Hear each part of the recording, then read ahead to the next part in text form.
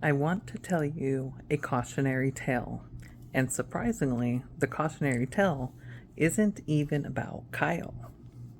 It's about us, you, me.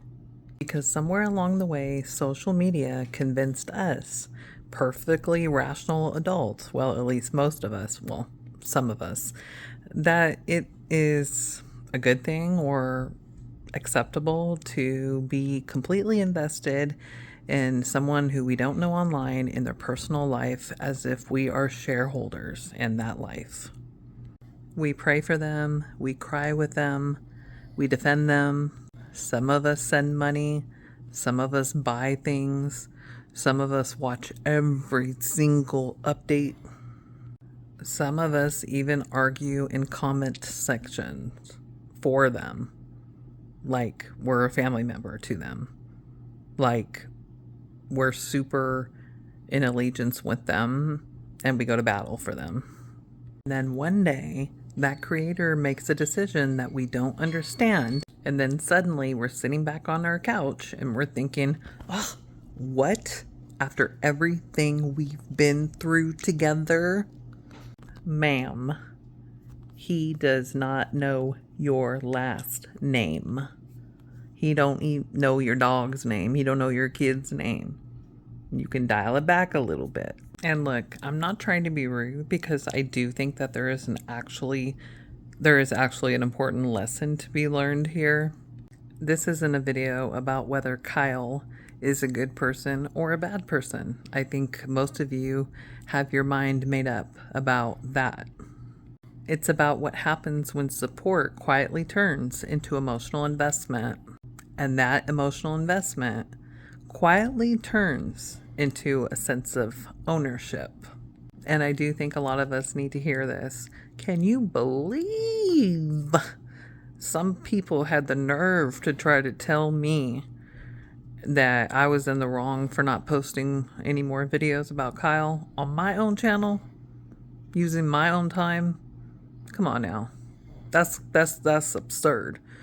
You need to understand that I'm gonna post anything I want on here, Kyle or not Kyle related, because it's my channel, and that's the nature of having your own channel. But let's get to the meat and potatoes, if you will. Food analogy. Hey, big girl, right? But let's get to the crux of the issue here. The internet has changed what it means to feel like we really know someone. There was a time when celebrities were distant. Nobody was up in Marilyn Monroe's business like that. You saw an actor on the big screen, maybe you read an interview that they gave, and that was about it. And now you can watch somebody make breakfast in their pajamas, sometimes unflattering ones at that. And trust me, I've watched and seen some of those videos myself. You can watch their children grow up. You can watch when they're feeling under the weather. You can watch when someone in their family has caused them drama. You can watch what they bought at Costco. You can go along with them in their morning routine as they put on their 5th facial product. Like, you know when they go to bed, and honestly, you probably know how many sheep they count too. Their vacations, their grief, their marriages, their finances. Lots of thoughts that go through people's head are just out and exposed for the world to see. At some point, your brain goes, oh, we know these people. But really, we don't. We only know what they've chosen to show us. And that's not necessarily sinister. I'm a content creator myself too, I guess, if that's what you want to call it. I definitely don't take it as serious as a lot of other people do. So of course creators choose what parts of their life they want to put out there. Here's an important distinction. Access is not intimacy. Let's not be confused by the fact that watching someone for 5 years does not mean that you have a 5-year relationship history with that person. It does mean that you've had 5 years of access to their content, but those are two completely different things. So, let's talk about why this can become so powerful. And here is where I think the Kyle Appleford situation becomes a very interesting parallel and a cautionary tale.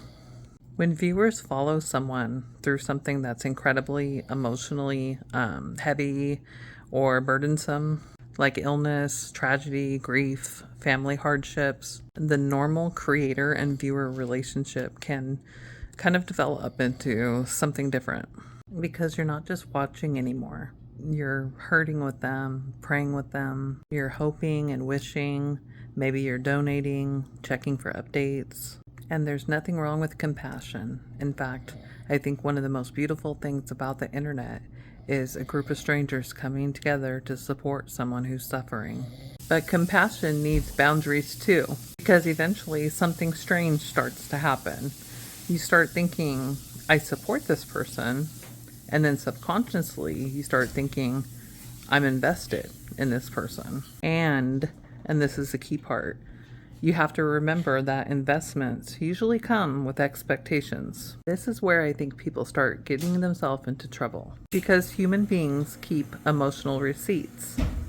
Not intentionally, but we still do. So you'll start to hear, but I watched every video and I've prayed for them so many times. I donated to you. I defended you. I stuck up for you so many times. I supported you when everything fell apart. And then the creator does something that the audience strongly disagrees with. And suddenly, everybody pulls out the longest CVS receipt that you have ever seen. Like, excuse me, according to line 857C, I defended you against Brenda on March 17th, 2025. But under that joke is actually something pretty serious. You can give someone enormous emotional support without ever having access to being some kind of authority over their life. And you can financially support someone without getting voting shares in their personal decisions and how they operate their life. And you can love someone's family without becoming part of that family. And that may be hard for you, especially if the creator has really invited you to have a seat at the table of their most intimate moments in their life. But, and I think this part is important, I don't think that all of the responsibility falls on viewers, because creators have some responsibility as well. Because if you build a community by saying things like, we're a family, and I couldn't have done this without you, we couldn't have made it, we couldn't have made it this far, that language creates closeness, and closeness can sometimes and oftentimes be very sincere and helpful. But creators really need to understand what they're building. You can't spend years of your life, opening the front door of your life or your relationship or your family and inviting millions of people to come in and have a front row seat to that without expecting that some relationship is going to develop and some expectations. And that doesn't mean that viewers get to harass you or that cruel, hateful comments are justified. And it doesn't mean that disagreement should become abuse, and certainly not violence. Wink, wink, Kyle. But disagreement itself is not betrayal. And let's talk about money for a second, because when money exchanges hands, everything becomes more complicated. So super chats, memberships, GoFundMes, Patreon, PayPal, whatever donations exchange hands, super thanks, whatever, it's going to make things way more complicated. And this is where I would encourage you to adopt one very simple rule before donating to anyone. Never give a content creator money that you're going to need back in some kind of emotional decision or behavior. If you appreciate someone's content and want to give them $50, $10, $5, whatever it is, do it because it's on your heart and it's something that you want to do. Or if you see that a family is struggling and you want to send them $20, do it because it's on your heart to do so. Don't turn that $20 into some kind of lifetime subscription into their decision making, because you're going to be disappointed. Creators are human beings. Sometimes you don't really know the person that you think you know, as seems to be the case with Kyle and a lot of people who said in the comments they thought he was someone else, and after they gave, it turned out that their opinions of him changed. The internet did not invent disappointment. It simply added a subscribe button. And on the other side of this, creators need to understand that their audience doesn't owe them any kind of loyalty just because they have been watching for years. Like, if they don't like your content, they can leave, right? And, that's what Kyle said anyways yesterday in his video. If they didn't agree with what he was saying, folks can just take a hike. So, and the thing is that it kind of just really does go both ways. If someone no longer likes your content, if they don't like the direction that you're moving on into, if they don't like something that you said, they can literally stop watching and stop following you. Like, they can push the button, and that's not violence. That's literally pushing a button. Nobody needs witness protection. You can just unsubscribe, and sometimes that's the healthiest thing to do. So, what exactly is the cautionary tale here? Be generous, be compassionate, open your heart to people, care about people, be authentic, enjoy creators, laugh with them, cry with them, watch them scramble some eggs in some shorts that are way too tight at 5:30 in the morning while they talk about their Aunt Becky and their latest drama. But just try to remember always that you're just watching someone else's life. You're not living it with them. Their marriage isn't mine, and thank the Lord, because some of these marriages are off the hook. Their children aren't mine, but their grief isn't mine. Their home isn't mine. Their responsibilities aren't mine. Their drama isn't mine. Their, just whatever applies. It's not yours. It's theirs. You're just watching.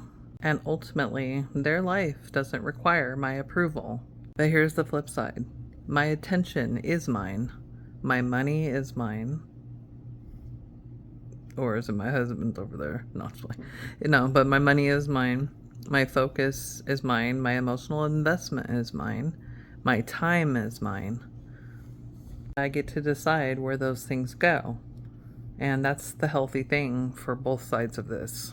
And maybe that's what this entire situation has taught me. The internet has created relationships that are very intimate, but ultimately are one-sided.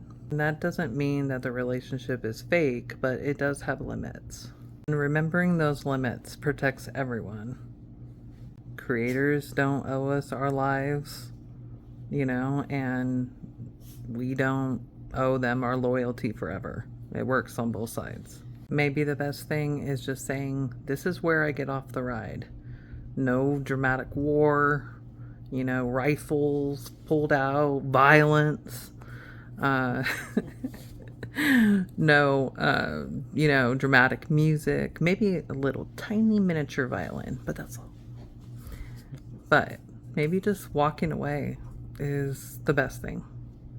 If you enjoyed my content and you'd like to hear more about what my humble self, humble sometimes, could be humble more, have to work on that, but what I think sometimes, feel free to subscribe. I'd be happy to have you here with me. Thanks for watching my video.